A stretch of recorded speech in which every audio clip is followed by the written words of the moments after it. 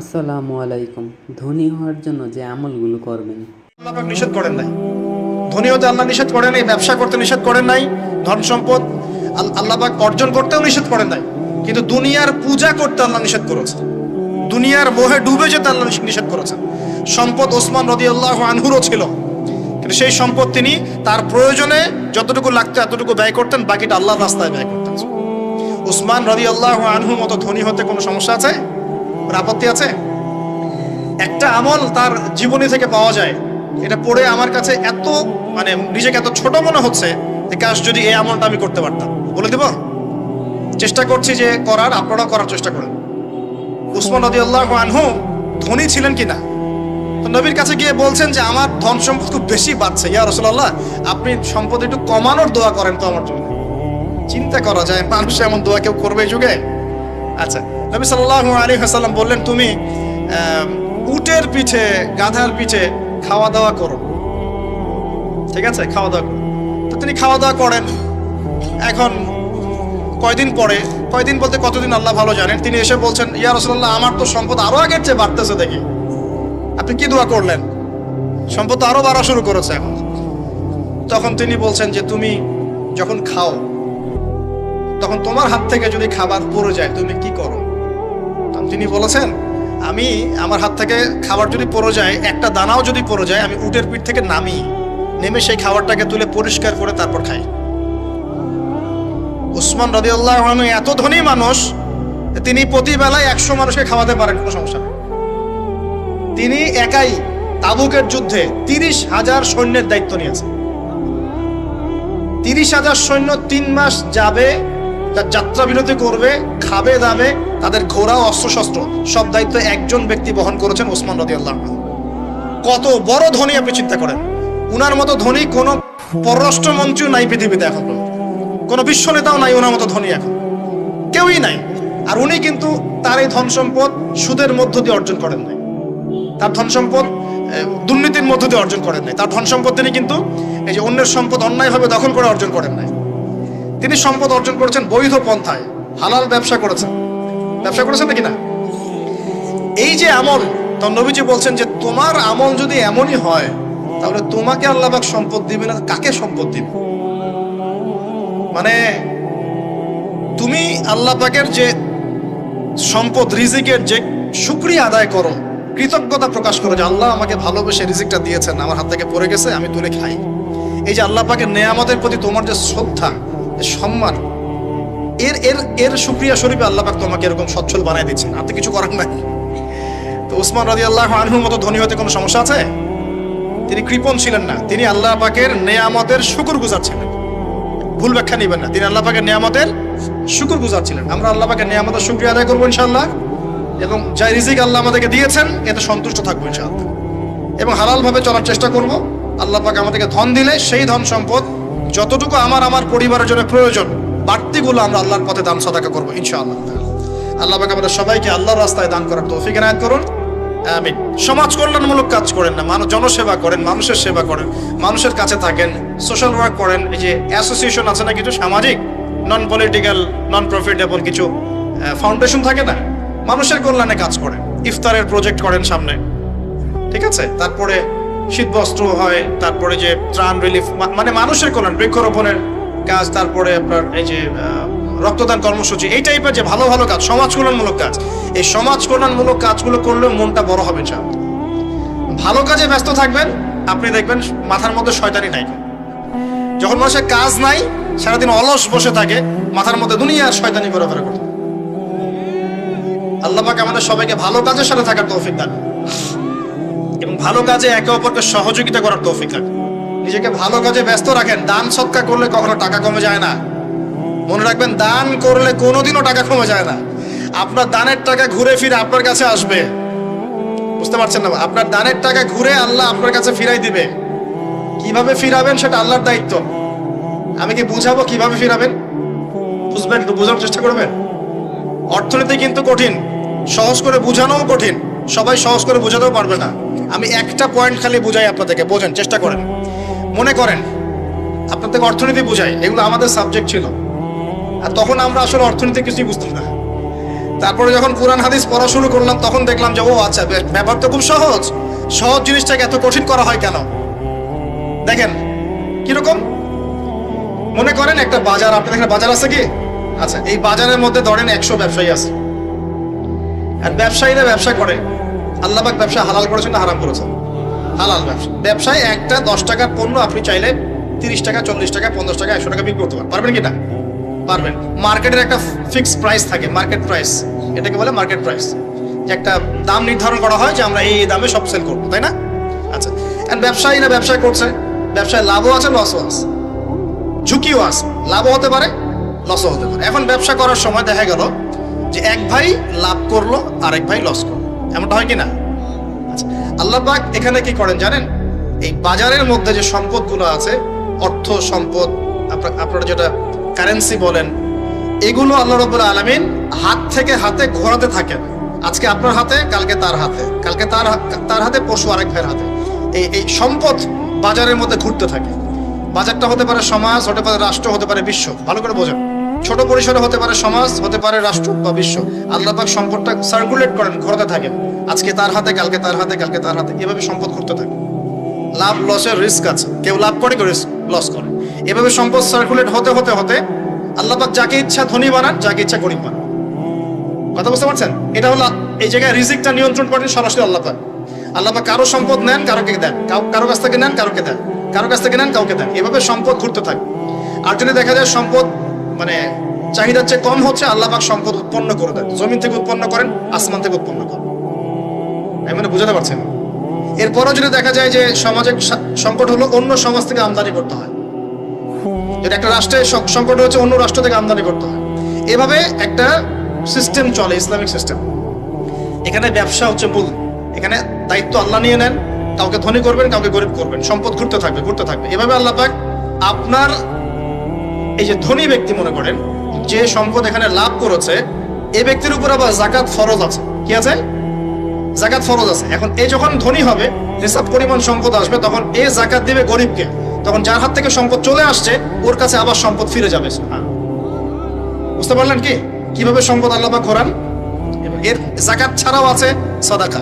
সাদাকা ছাড়া সাদাকাতুল ফিতর আছে, অনুদান আছে, এবং নরমালি আল্লাহ পাক কিন্তু সদকা করতে উৎসাহিত করেন। এইভাবে একটা ইকোনমিক সিস্টেম চলতে থাকে, ছোট বা বড় পরিসরে। এইভাবেই মদিনা টিকে ছিল, এভাবেই মদিনার ইকোনমিক সিস্টেম চলতো নবী সাল্লাল্লাহু আলাইহি ওয়াসাল্লামের যুগে। তো সেখানে আরো একটা বিষয় এক্সট্রা ছিল, যেটা এখন নাই। সেটা ছিল গনিমত। সেটা কি? রাসূল সাল্লাল্লাহু আলাইহি ওয়াসাল্লাম, সাহাবীরা বিভিন্ন যুদ্ধ এবং জিহাদ করতেন কিনা? না, তারা তো এগুলো করতেন না। ঘর মসজিদে বসে খালি সুবহানাল্লাহ পড়তেন। হ্যাঁ নাকি? বদর উহুদ তো হয়নি ইসলামে, হয়েছে? বদর উহুদ বলে কোনো যুদ্ধ হয়েছে নাকি? এগুলো বললে তো দেখা যাবে বাপরে বাপ, অবস্থা খারাপ। হ্যাঁ, জিহাদি বয়ান শুরু করে দিয়েছে। তখনই মুসলিমরা যুদ্ধে গিয়েছে এবং জয় করেছে, তখন বিপুল গনিমতের সম্পদ লাভ করেছে। বুঝতে পারছি? গনিমত মানে ওই যে যাদের সাথে যুদ্ধ হচ্ছে, ওদের সব সম্পত্তি মুসলিমরা তখন পেয়ে যায়, কারণ ওগুলো ছেড়ে ওরা পালিয়ে যায়। এটা এর মধ্য দিয়ে মুসলিমরা ব্যাপক সচ্ছলতার মুখ দেখেছিল। খায়বারের যুদ্ধে জয়ের মধ্য দিয়ে মুসলিমরা প্রায় 1/3 সম্পদ পেয়েছিল আরবের মধ্যে। জাজিরাতুল আরবের 1/3 সম্পদ শুধু খায়বার যুদ্ধ জয়ের মধ্য দিয়ে লাভ করা হয়েছে। ওইটা তো নাই, এখন ক্লোজড। আমি ওগুলো বাদ দিয়ে এই সিস্টেমগুলোর কথা বললাম, সাদাকা, ব্যবসা ইত্যাদি ইত্যাদি। তার মানে ইসলামিক ইকোনমিক সিস্টেমের মধ্যে আল্লাহ পাক সম্পত্তি নিয়ন্ত্রণ করছেন এবং কাউকে ধনী বানাচ্ছেন, কাউকে গরিব করছেন। সম্পদ হাতে হাতে ঘুরছে। যে ধনী সে আবার যাকাত দিচ্ছে, তখন গরিবের কাছে ধনীর সম্পত্তি চলে আসছে। এখন চলমান সিস্টেমে কি সমস্যা হয়? যখন আপনি ব্যবসাটাকে গুটিয়ে নিয়ে সুদটাকে প্রাধান্য দিচ্ছেন, মানে সুদের মধ্যে কি লাভ লস দুটা রিস্ক আছে, ঝুঁকি আছে কোনো? সুদে আপনি যখন খান, আপনি কি বলেন যে ঠিক আছে আমি 100 টাকা নিলাম, ব্যবসায় লাভ হলে আমি দিব 50%, লস হলে 50%। এটা তো সুদ না, এটা তো সুদ না। এটা কি সুদ? যখন আপনি বলেন যে আমি 100 দিয়েছি, আমাকে 110 দেওয়া লাগবে, 100 দিয়েছি আমাকে 110ই দেওয়া লাগবে, আপনি তো লসের রিস্ক নিবেন না। নিবেন? সুদখোর কি লসের ঝুঁকি নিবে নাকি লাভের শর্তে টাকা দিবে? এখন যখন আপনি লাভ লসের ঝুঁকি নিচ্ছেন না, তখন একজন লাভ করা একজন লস করার কোনো সিস্টেম বাজারে থাকছে না। তখন সম্পদ ধনিক শ্রেণীর হাতে পুঞ্জীভূত হচ্ছে, তারা আস্তে আস্তে ধনী হতে থাকবে, গরিবরা আস্তে আস্তে গরিব হতে থাকবে। এরও উপরে যখন সে আবার যাকাত দিবে না, তখন ওই সম্পদ আবার গরিবের কাছেও ফিরে আসবে না। এভাবে সুদের মধ্য দিয়ে সম্পদ সংকীর্ণ হয়ে যায়, একদম একটা মার্কেট, সমাজ, রাষ্ট্র বেচাকার অবস্থা, দেউলিয়া হয়ে চলে যাবে। একটা একটা করে কথা বলেছিলাম, ফলেছিল কি অর্থনীতির কথাগুলো? পাকিস্তানের কথা ফলেছে? পাকিস্তানের সামনে আরো ভয়াবহ পরিণতি আছে। আর এগুলো থেকে শিক্ষা না নিতে পারলে আমাদের সামনে ক্ষতি আছে। এগুলো বলবেই বাকে, বোঝাবেই বাকে। আর আল্লাহ পাক আমাদের কথা গ্রহণ করার মানসিকতা দান করুন। কমপক্ষে কথাগুলো শুনে একটু যাচাই করার তৌফিক আল্লাহ দান করুন। যাচাই করার পর যদি দেখা যায় যে হ্যাঁ ঠিকই বলেছে ছেলেটা, বা কম কিছুটা হলেও ঠিক বলেছে, ওইটুকু অন্তত গ্রহণ করার তৌফিক আল্লাহ দান করুন। একবারে যদি নেগলেক্ট করে দূর এইসব কথা শোনারই দরকার নাই, তাহলে তার কিছু হইল না। সমস্যা নাই, আমাদের কাজ কি? ফাযাক্কির ইন্নামা আনতা মুযাক্কির। আল্লাহ পাক আল্লাহর দ্বীনের দায়ীদের দায়িত্ব দিয়েছেন, তোমরা উপদেশ দিবে, তোমরা শুধু উপদেশ দাতা। লাস্তা আলাইহিম বিমুসাইতির। কারো প্রতি তোমরা দারোগা নাও, চাপ দিয়ে মানাতে হবে, এই দায়িত্ব তোমাকে দেওয়া হয় না। জাস্ট বলে দিয়ে চলে আসে সামনে। ফাযাক্কির ইন্নাফাআতিয যিকরা। তুমি উপদেশ দিবে হে নবী। সায়াযাক্কারু মান ইয়াখশা। যে উপদেশ গ্রহণ করবে সে শীঘ্রই গ্রহণ করবে, যে আল্লাহকে ভয় করে সে শীঘ্রই উপদেশ গ্রহণ করবে ইনশাআল্লাহ তাআলা। প্রিয় ভাইরা, তো এখনকার চলমান বিশ্বের ইকোনমিটা হচ্ছে সুদ ভিত্তিক। এই কারণেই ইকোনমিক সমস্যাগুলো, মন্দাগুলা, স্যাংশনগুলা, করাপশনগুলা, এগুলো সুযোগ থেকে যায়। আদারওয়াইজ ইসলামিক ইকোনমিক সিস্টেম পরিপূর্ণরূপে থাকলে এই সমস্যাগুলো হতো না। রমজান মাসে ওয়াদা নাম্বার 5, কয়টা ওয়াদা করছেন এই পর্যন্ত ভাই? 4টা। ওয়াদা নাম্বার 5 হচ্ছে রমজান মাসে যার যার যাকাত ফরজ হয়, যাকাত অবশ্যই যাকাত আদায় করে দিবেন ইনশাআল্লাহ। করবেন কি না? আপনারা কি মনে করেন যে নামাজই খালি ফরজ, যাকাত ফরজ না? যাকাত ফরজ না? যে কেউ যদি মনে করে নামাজ ফরজ, যাকাত ফরজ না, সে ব্যক্তি কাফের। হ্যাঁ, আমার ফতোয়া না, যে কোনো আলেমকে জিজ্ঞাসা করেন না, যে কোনো মাযহাবের আলেমকে জিজ্ঞাসা করেন, যে কোনো মাযহাবে। মান ফাররাকা বাইনাস সালাতি ওয়াজ যাকাত। যে ব্যক্তি সালাত এবং যাকাতের মধ্যে পার্থক্য করে, সে ব্যক্তি মুসলিম মিল্লাত থেকে খারিজ হয়ে যাবে। আবু বকর সিদ্দিক রাদিয়াল্লাহু আনহুর যুগে কিছু মানুষ যাকাত দিত না, দিতে চায় নাই। আবু বকর সিদ্দিকের মতো নরম মানুষ না মনে হয়, নরম মানুষ, নামাজে দাঁড়ালেই ঝরঝর করে কান্না শুরু করেন, নরম মনের মানুষ, তিনি যাকাত অস্বীকারীদের বিরুদ্ধে যুদ্ধ করলেন। ইতিহাস পড়ে দেখেন। তারপরে তারা ভয়ে যাকাত দেওয়া শুরু করলো। একজনের বিরুদ্ধে অ্যাকশন নেওয়া হয়েছে, বাকিরা ভয়ে যাকাত দেওয়া শুরু করেছে। রাষ্ট্রীয় কোষাগার সমৃদ্ধ হলো। মুসলিমরাকে ওই সময় সুদের মধ্য দিয়ে রাষ্ট্রীয় কোষাগার বৃদ্ধি করতো।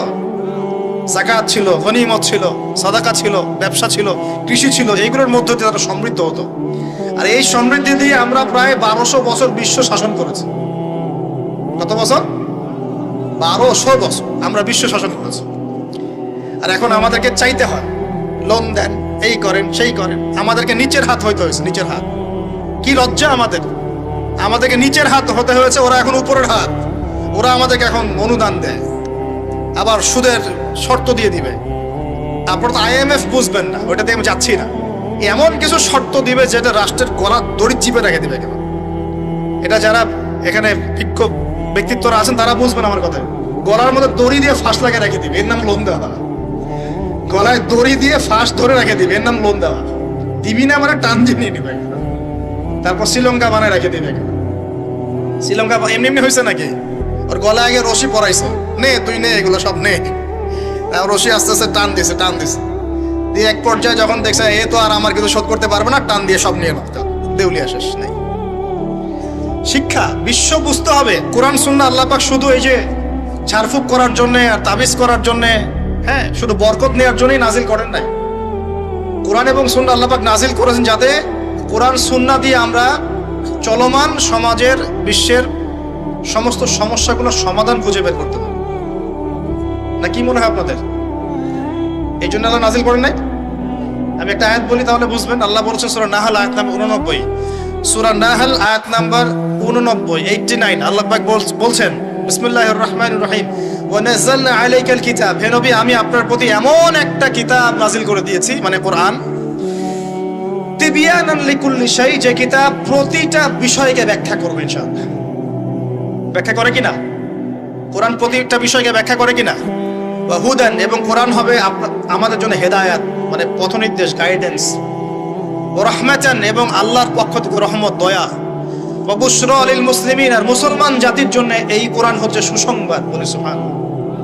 এই কোরআন যদি পড়ি না, বুঝি না, আমল করি না, তাহলে এর সমাধান কেমন করে বের করব? আল্লাহ পাক আমাদেরকে এমন ওলামায়ে কেরাম দান করুন, এমন প্রজন্ম দান করুন, এমন যুব সমাজ দান করুন, এমন নেতৃত্ব দান করুন, যারা কোরআন এবং সুন্নাহর জ্ঞান দিয়ে পুরো বিশ্বটাকে শাসন করতে পারবে ইনশাআল্লাহ। আল্লাহ পাক, আমি দোয়া করি আল্লাহ পাক আমাদের ঊর্ধ্বতন কর্তৃপক্ষ সহ সবাইকে এমন হেদায়েত দান করুন যে হেদায়েতের আলোকে তারা কোরআন সুন্নাহর কাছে এমন ভাবে আত্মসমর্পণ করবে যে ওই হেদায়েতের আলো নিয়ে, ওই আলোর মশাল নিয়ে ইনশাআল্লাহ বিশ্বটা জয় করবে ইনশাআল্লাহ। এমন প্রজন্ম আসবে ইনশাআল্লাহ। যদি এই এস্টিমেশনগুলা, প্রেডিকশনগুলা ফলে, এরকম প্রজন্ম যে আসবে এটাও একদিন ফলবে ইনশাআল্লাহ। তাহলে আমরা নিয়াত করতে পারি কি, 7 নাম্বার ওয়াদা করতে পারি যে আমরা সবাই কোরআন এবং সুন্নাহর ইলমটা অর্জন করব ইনশাআল্লাহ। কমপক্ষে বেসিক কিছু জ্ঞান অর্জন করব ইনশাআল্লাহ। আমি বলছি না যে সবাইকে মুফতি হওয়া লাগবে, সবাইকে দায়ী হতে হবে, সবাইকে একদম মুফাসসির হতে হবে, এটা জরুরি না, এটা মানুষ পারবেও না। কিন্তু কমপক্ষে ইসলামের বেসিক জিনিসগুলো কি আমরা শিখতে পারি না ভাই? এটা শেখার জন্য কি খুব কষ্ট করতে হবে? আল্লাহ পাক আমাদের সবাইকে খাস নিয়াত করার তৌফিক দান করুন, খালেস নিয়াত করার তৌফিক দান করুন। দ্বীনের জ্ঞান অর্জন আল্লাহ পাক ফরজ করেছেন ভাই। দ্বীনের জ্ঞান অর্জন করা মুস্তাহাব বিষয় নয়, নফল কিছু নয়। তালাবুল ইলমি ফরিদা আলা কুল্লি মুসলিম, প্রত্যেক মুসলমানের উপরেই দ্বীনের ইলম অর্জন করাটা ফরজ। এটা কি নফল? আমরা নিজেরা অর্জন করব, আমাদের সন্তানদেরকে শেখাবো, মা বোনদেরকেও শেখাবো ইনশাআল্লাহ। মা বোনদেরকে শেখানো লাগবে না ভাই? খালি চুলাই ঠেলবে সারা জীবন? নাকি দিনের কিছু জ্ঞান অর্জন করাতে হবে? নাকি করাতে হবে না? আল্লাহ পাক আমাদের সবাইকে আদর্শ ইসলামিক পরিবার দান করুন বলি আমি। যে কথা বলতে এসেছি, গভীরে চলে গেছিলাম। আপনারা যাকাত দিয়েন রমজান মাসে, আল্লাহর ওয়াস্তে যাকাতগুলো দিয়ে দিয়েন এবং আল্লাহর ওয়াস্তে একটু ওয়াদা করেন আর যাই করেন অর্থনৈতিক জীবনে সুদের সাথে সম্পৃক্ত হবেন না। হবেন? সুদের পাপ কি? নিজের মায়ের সাথে জেনা করা। এই হাদিস কেউ শোনায় নাই ভাই? সুদের পাপের 70টা বা 73টা শাখা আছে। তার সবচেয়ে উঁচুটা আমি বলেছি কোরআন থেকে, আল্লাহ এবং তার রাসূলের সাথে যুদ্ধ করা। সবচেয়ে নিচের পাপটা কি জানেন? সবচেয়ে নিচের পাপ হচ্ছে নিজের মাকে বিয়ে করা। নাউযুবিল্লাহ। নিজের মাকে কেউ বিয়ে করে? এর চাইতেও জঘন্য কাজ হলো সুদ খাওয়া, কারণ সুদের মধ্য দিয়ে মানুষের রক্তকে চুষে খাওয়া হয়। আর মেরাজের রাতে যখন নবী সাল্লাল্লাহু আলাইহি ওয়াসাল্লাম, যে মেরাজের কথা বলছিলাম, তিনি আল্লাহর সাথে সাক্ষাৎ করতে গিয়েছিলেন, তখন জাহান্নামের অনেক আযাব তিনি দেখেছেন। আর কিছু প্রশ্ন করতে পারে মানুষ যে জাহান্নাম কি তাহলে আগে তৈরি হয়ে আছে, আযাব কি এই সেই, এগুলো অ্যান্সার দেওয়ার জন্য আরেকটা লেকচার লাগবে। মনে রাখবেন, সময় এর নিয়ন্ত্রণ আল্লাহর হাতে। আমাদের কাছে অতীত, বর্তমান, ভবিষ্যৎ এই বিষয়গুলো আছে, আমাদের টাইম ফ্রেমের মধ্যে এটা আছে। আল্লাহ পাকের কাছে এইভাবে সময় না যে অতীত একটা, এটা বর্তমান, এটা ভবিষ্যৎ, এমন সবকিছু আল্লাহর সামনে, সবকিছু। আমরা যেখানে ঘুরি, এই সৌরজগতে আমরা ঘুরছি, এই যে ওয়াজ করছি যখন আমরা, এখনো জমিনটা ঘুরছে কিনা? আমাদেরকে নিয়ে পৃথিবী ঘুরছে শূন্যের মধ্যেই। সুবহানাল্লাহ বলেন। আমাদেরকে নিয়ে পৃথিবী এখনো এই মুহূর্তেও শূন্যের মধ্যে ঘুরছে, আসমানে ঘুরছে কিনা? আমরা কি টের পাচ্ছি? টের পাচ্ছি না। সূর্য উঠছে, আমাদের কাছে মনে হয় যে একটা দিন আসলো, ডুবলো, একটা রাত হয়ে গেল। যদি আল্লাহ পাক পৃথিবীর ঘোরার গতিটাকে কমায় দেন, তাহলে কি হবে জানেন? দিন রাত লম্বা হয়ে যাবে। বুঝেন নাই মনে হয়? আল্লাহ পাক যদি এই যে আমরা ঘুরছি মনে করেন এভাবে, আল্লাহ যদি গতিটাকে কমায় দেন, আস্তে আস্তে করে, তাহলে দিন রাত লম্বা হয়ে যাবে। বিজ্ঞানীরা বলে, এটা বিজ্ঞানীদের কথা, এটা আমার কথা না, বিজ্ঞানীরা বলে তখন আমাদের দাড়ি চুলও নাকি পাকবে না, বয়সও নাকি পারবে না। যাই হোক, ওটা ওদের থটস, এটা আমাদের থটস না।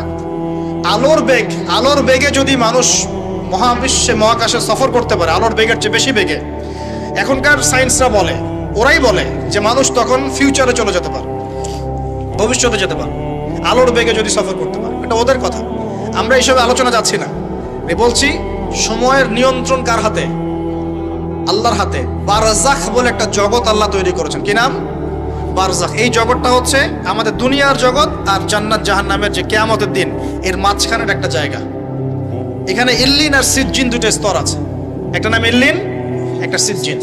এই দুনিয়ার নেককার মানুষ যারা, তাদের আত্মাগুলোকে আল্লাহ পাক এই যে ইল্লিনে নিয়ে গিয়ে রেখে দেন।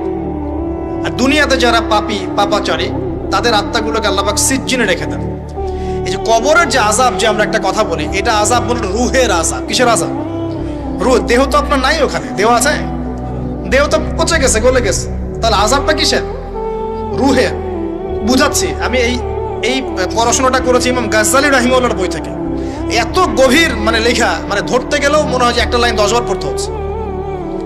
একটা এক্সাম্পল দিয়ে তিনি বোঝাচ্ছেন, এভাবে তিনি বলছেন এটা একটা উদাহরণ মাত্র, এটাই প্রকৃত ব্যাখ্যা না, একটা উদাহরণ মাত্র। বোঝানোর চেষ্টা করছেন তিনি এভাবে যে আমরা যখন ঘুমাই, অনেকে ভালো স্বপ্ন দেখেন না? ভালো স্বপ্ন দেখে আপনার কাছে ভালো লাগছে, খুব মজা লাগছে না? স্বপ্নের মধ্যে আপনি কি মানে ভালো ফিল করছেন, মাশাআল্লাহ ভালো লাগছে, ঘুরছেন ফিরছেন খাচ্ছেন। যখন কোনো খুব ভালো আপনি একটা স্বপ্ন দেখেন, আপনার কিন্তু ভালো লাগে। আপনি স্বপ্নে, ঘুমন্ত অবস্থাতেই আপনি স্বপ্নে বাস্তবের ফিলিংস পাচ্ছেন, এমন হয় না? আল্লাহ পাক যদি আপনাকে স্বপ্নের মধ্যে রেখে দেন, ধরেন 1 বছর 1.5 বছর 2 বছর, তার মানে 1-2 বছর আপনি স্বপ্নের মধ্যেই বাস্তবের ভালো লাগার ফিলিংসটা পেতে থাকবেন, কিন্তু আপনি ঘুমিয়ে আছেন। বাইরে থেকে আমি আপনাকে দেখছি যে আপনি ঘুমিয়ে আছেন, আপনি ঘুমন্ত অবস্থাতেও ভালো স্বপ্ন দেখেই ভালো ফিল করছেন। তিনি বোঝাচ্ছেন, উদাহরণ দিয়ে বোঝাচ্ছেন, এটা কিন্তু ব্যাখ্যা নয়, জাস্ট একটা বুঝাচ্ছেন উদাহরণ দিয়ে। আল্লাহ পাক যখন শহীদদের রূহগুলোকে জান্নাতে রেখে দেন, জান্নাতে তারা এইভাবে রূহগুলো ঘুরতে থাকে, ফল ফলাদি খেতে থাকে, পাখির ডানা, পাখির মধ্যে রূহ দিয়ে দেন, সবুজ পাখি, এই পাখি উড়তে থাকে, তারা ভালো ফিল করতে থাকে। ওই হায়াতটাকে আল্লাহ পাক তাদের কাছে বাস্তব বানিয়ে দিয়েছেন। কথা বুঝতে পারছেন? ওই হায়াতটাকে আল্লাহ পাক তাদের কাছে বাস্তব বানিয়ে দিয়েছেন। তাদের কাছে মনে হচ্ছে এটাই বাস্তব, এটাই জগৎ। আল্লাহ চাইলে করতে পারেন না? একটা ঘুমন্ত মানুষকে যদি আল্লাহ করতে পারেন, তাহলে শহীদদের ব্যাপারে করতে পারেন না? পারেন। আবার ধরেন একজন মানুষ পাপাচারী, আপনি কখনো কখনো স্বপ্ন দেখেছেন, ভয়ের স্বপ্ন, আটকে উঠছেন, শ্বাস বন্ধ হয়ে যাচ্ছে, এমন হয়নি অনেকদিন? আর হবে তো বেশি, কারণ কানে তো হেডফোন দিয়ে গান শোনেন, আর হেডফোন কানে দিয়ে ঘুমান, FM শুনতে শুনতে ঘুমান। হ্যাঁ, এই কি করতে করতে ঘুমান। ঘুমানোর আগে তো দোয়া কালাম নাই, দোয়া কালাম মাসলুম দোয়া কালাম তো নাই, সূরা মুলক নাই, সূরা বাকারা শেষের আয়াত নাই, ইত্যাদি নাই, পবিত্রতা নাই, বিছান ছাড়েন না, লাইটস অফ করেন না। আপনার সুন্নত মাফিক তো ঘুমাচ্ছি না। ঘুমানোর কতগুলো সুন্নত জানেন? ঘুমানোরই কত সুন্নত আছে। ইস্তেঞ্জা করতে হয়, ওযু করে আসতে হয়, পারলে মেসওয়াক করে নেয়, বিছান ঝাড়তে হয়, বিসমিল্লাহ বলে লাইট অফ করতে হয়, দরজায় খিল দিতে হয়, পাত্র যদি থাকে খাবার পাত্র, পানির পাত্র ঢেকে দিতে হয়, তারপরে পড়তে হয় বিছানায় গিয়ে আয়াতুল কুরসি, সূরা বাকারা শেষের 2-3টা আয়াত, সূরা ফালাক নাস ইখলাস, হাত একত্রিত করে ফু দিয়ে সারা গা মাসাহ করতে হয়। ডান কাত হয়ে আল্লাহুম্মা বিইসমিকা আমুতু ওয়া আহইয়া বলে এই যে 33 বার সুবহানাল্লাহ, 33 বার আলহামদুলিল্লাহ, 34 বার আল্লাহু আকবার পড়তে পড়তে ঘুমাতে হয়। কয়জন জানে কয়জন ঘুমানোর সুন্নত? ঘুমানোর আগে এখন কানে হেডফোন, ব্লুটুথ, হাবি জাবি এইসব দিয়ে যুবকরা ঘুমাচ্ছে। প্রতিটা কাজ নবীর সুন্নত মতো করার চেষ্টা করবো, আল্লাহ পাক তৌফিক দান করুন। এই যে 9 নম্বর ওয়াদা করেন, জীবনের প্রতিটা কাজ নবীর সুন্নাহ মতো করবেন। রাজি আছেন ইনশাআল্লাহ? একদম চেহারা থেকে শুরু হবে, চুল দাড়ি পোশাক আশাক থেকে শুরু হবে। আল্লাহ পাক যত উপরে নিয়ে যাবেন, আপনি যেখানেই যান নবীর সুন্নত বাস্তবায়ন করবেন ইনশাআল্লাহ। আল্লাহ পাক তৌফিক ইনায়াত করুন, বলি আমিন। মনে করেন খারাপ স্বপ্ন দেখছেন, খারাপ স্বপ্নে এখন আপনি কষ্ট পাচ্ছেন, দেখছেন যে পানিতে ডুবে যাচ্ছেন, দেখছেন যে আপনি আগুনে পুড়ে যাচ্ছেন, নাউজুবিল্লাহ, দেখছেন যে আপনি হয়তো কেউ আপনার শ্বাস গলা চিপে ধরেছে ইত্যাদি, মানে আপনি কষ্ট পাচ্ছেন। বাহির থেকে কিন্তু আমি আপনার কষ্ট বুঝতে পারবো না, পারবো? আপনি ঘুমিয়ে আছেন, ঘুমিয়ে আপনি কষ্ট পাচ্ছেন। এখন এই ঘুমন্ত কষ্টের স্বপ্নটাকে আল্লাহ পাক যদি 5 বছর লম্বা করে দেন, পারবেন কিনা? আল্লাহ পাক পারেন কিনা? 5 বছর ঘুমিয়ে আছেন, আপনি উঠতে পারতেছেন না। এখন এটা হয় না, আল্লাহ চাইলে পারেন, সম্ভব কিনা? আল্লাহ পাক 309 বছর ঘুম পাড়ায় রাখেন নাই মানুষকে? আছে না দলিল? কোরআনে আছে না? কোন সূরায়? এই তো মাশাআল্লাহ, মাশাআল্লাহ, সূরা কাহফে আছে না? 309 বছর আল্লাহ পাক 9 জন 10 জন ছেলেকে ঘুম পাড়ায় রাখছেন না? রাখছেন। তো এখন মনে করেন যে আল্লাহ পাক আপনাকে ওই কষ্টের আযাবটাকে লম্বা করে দেন, কষ্টের ওই স্বপ্নটাকে লম্বা করে, তাহলে আপনি কিন্তু ঘুমের মধ্যে কষ্ট ফিল করবেন। এখন কবরে যদি আল্লাহ পাক বারজাখের জীবনে সিজ্জিনে কিছু আত্মাকে রেখে আত্মাগুলোকে আযাব দেন, এবং ওইটাকেই যদি তাদের কাছে বাস্তব ফিল দিয়ে দেন, তাহলে কি তার আযাব পাবে না? অনেক ব্যাখ্যা আছে, যেগুলো নিয়ে আলাদা লেকচার দেওয়া লাগে। এতটুকু বোঝেন যে আল্লাহ পাক ইন্নাল্লাহা আলা কুল্লি শাইইন কাদির, আল্লাহ পাক প্রতিটা বিষয় সম্পর্কে ক্ষমতাবান। আল্লাহ পাকের হাতেই সব ক্ষমতা, আল্লাহ সব করতে পারেন। যে আল্লাহ পাক আমাকে শ্বাস নেয়ার ক্ষমতা দিচ্ছেন, নিঃশ্বাস নিচ্ছি, একটা নিঃশ্বাসের দাম কি অন্য কেউ দিতে পারবে? যে আল্লাহ পাক এনভায়রনমেন্ট, বায়ুমণ্ডলের মধ্যে নাইট্রোজেন গ্যাস দিয়ে দিয়েছেন, এই গ্যাস কি কে দিয়ে, অন্য কেউ দিয়েছে? যে আল্লাহ পাক শ্বাস নেওয়ার জায়গা দিয়েছেন, আমাদের হার্ট পাম্প করছে, জন্মের সময় থেকে পাম্প করছে, এখন পর্যন্ত থামে নাই। একদিন এক মিনিটের জন্য থেমে গেলেই শেষ। এটা কে চালু করে রেখেছে? যে আল্লাহ এত কিছু করতে পারেন, সেই আল্লাহর পক্ষে নবী সাল্লাল্লাহু আলাইহি ওয়াসাল্লামকে তার কাছে নিয়ে যাওয়া, এই আযাবগুলো দেখানো এমন কঠিন কিছু? এগুলো নিয়েও এখন মানুষ প্রশ্ন তোলে। ঈমান কোন জায়গায় চলে গেছে চিন্তা করেন। তো এখানে নবীজি অনেকগুলো শাস্তি দেখেছেন, তার মধ্যে একই পাপের কারণে তিনটা শাস্তি দেখেছেন। কয়টা ভাই? এই সেই বিখ্যাত পাপের নামটাই হচ্ছে সুদ। কি নাম সেই পাপের? একবার দেখেছেন কিছু লোককে রক্তের নদীতে ফেলে দিয়ে মাথা ফাটিয়ে দেওয়া হচ্ছে। জিজ্ঞাসা করলেন এরা কারা? জিবরাইল আলাইহিস সালাম বলছেন এরা আপনার উম্মতের সেই সব ব্যক্তি যারা সুদখোর ছিল।